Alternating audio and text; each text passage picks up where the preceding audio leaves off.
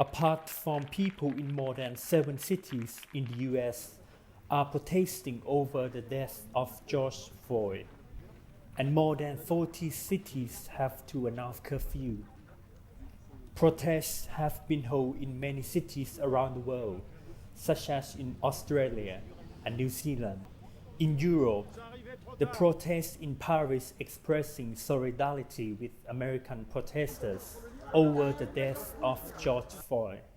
People in France take part in a peaceful kneeling outside the US Embassy in Paris, holding signs which read, "Racists suffocate us," and "I can't breathe." Merci infiniment. Et les violences policières sont également les réalités de...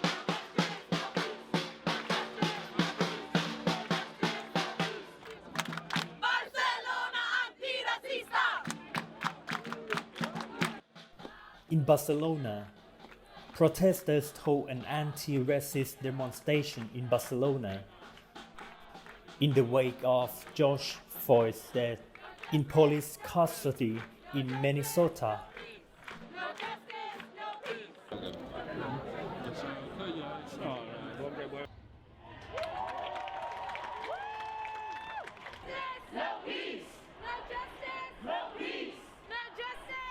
And in Dublin, anti-racist demonstrators marched on Dublin's US Embassy to protest over the killing of George Floyd.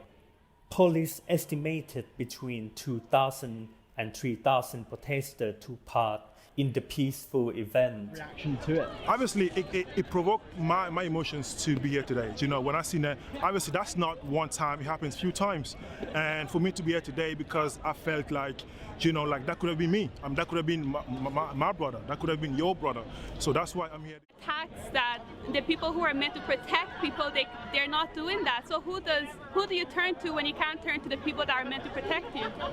So that's the scariest part, because what do you do?